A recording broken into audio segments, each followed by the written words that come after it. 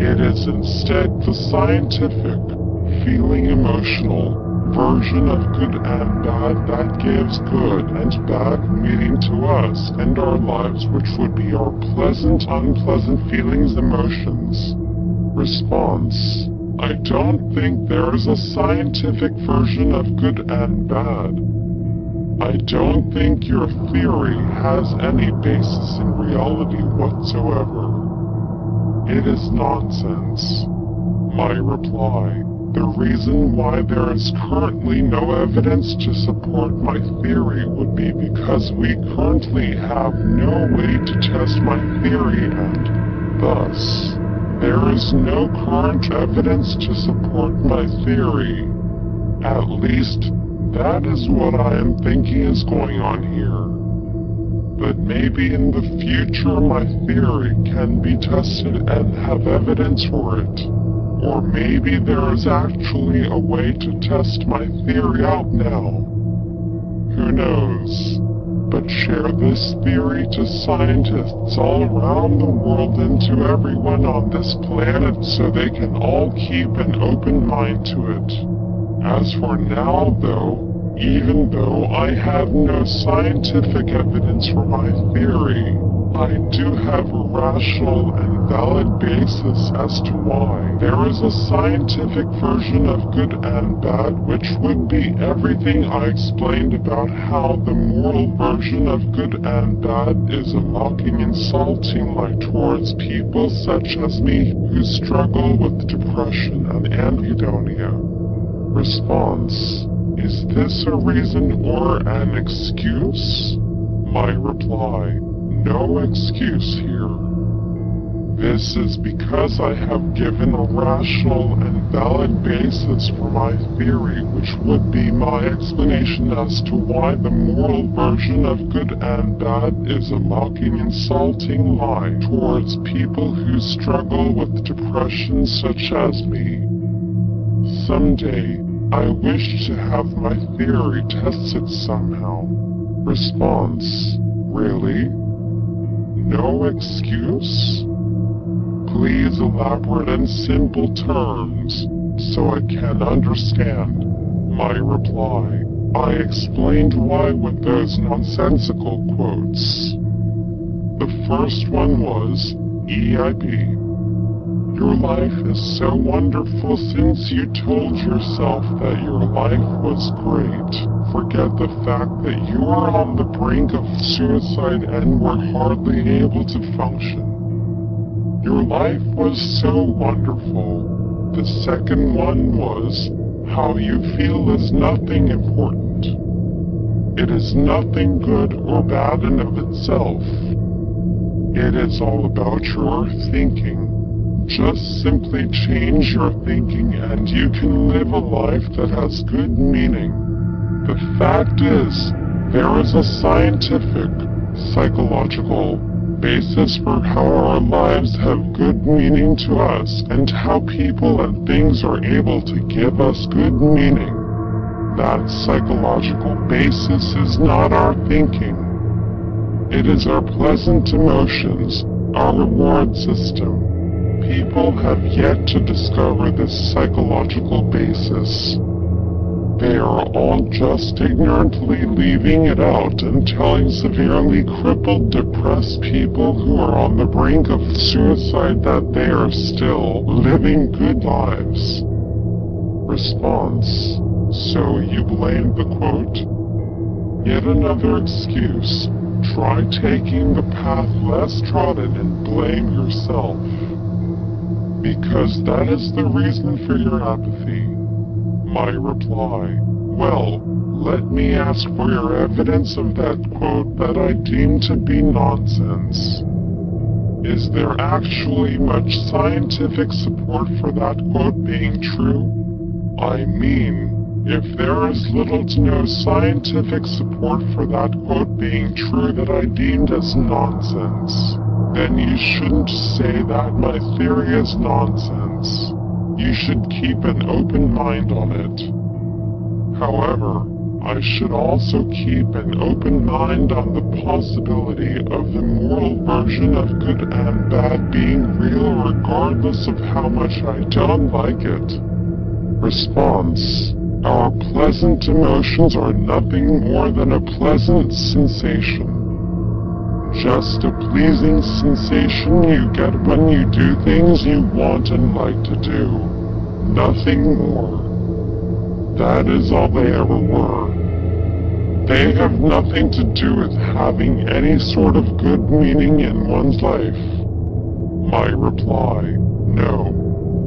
They are something far more profound than that. They do, in fact, make our lives good and are the only things that give good meaning to us and our lives. Our pleasant emotions are profound and life-depending. If I ever had to have them taken away from me and live my life like that in any given situation, then I would become psychotically enraged. I love the world of anime, Japanese cartoons. So I can give an anime metaphor. There are sacred divine god and goddess-like characters that are in a transcended state of mind 24/7. They can experience the profound greatness and beauty of this universe. This experience is a sacred divine energy that they live off of and have coursing through their very being. They have the energy of this beautiful and awesome universe coursing through them. So they are one with the universe. This energy makes them extremely transcendent beings. But without that energy, then they are stripped to nothing. So that is what my pleasant emotions are like for me. They are a sacred divine energy that transcends me, and I am one with the universe and all its awesome power when I have them. But without them, then I would become psychotically enraged, since I am no longer in the transcended state anymore. For anyone to expect me to live in that state without my pleasant emotions would drive me to a psychotic enraged attitude. I have been reduced to nothing, and other people are just blowing it off and dismissing my pleasant emotions as though they weren't all that important at all. Little do these people realize that they are the scientific version of good. I know their sacred divine power more than anyone else. So that intuitive knowledge is what led me to the conclusion that our pleasant emotions are sacred, divine, and are the scientific version of good.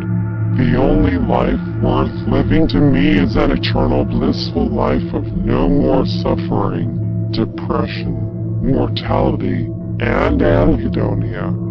That is the one and only life worth living to me, and is my one and only incentive for living for my family and pursuing my highly gifted composing talents. I find no meaning whatsoever in pain, misery, hardships, depression, anhedonia, etc. Not even if they made me grow as a person, become more empathetic and understanding of the suffering of others, and made me a better composer. This is because the only thing that can give meaning to those maturing factors would be my pleasant emotions. So the only thing that can give my life meaning would be if I was like someone who parties and has a good time for all eternity, who has no problems, suffering, depression, anhedonia, or mortality ever happening to him.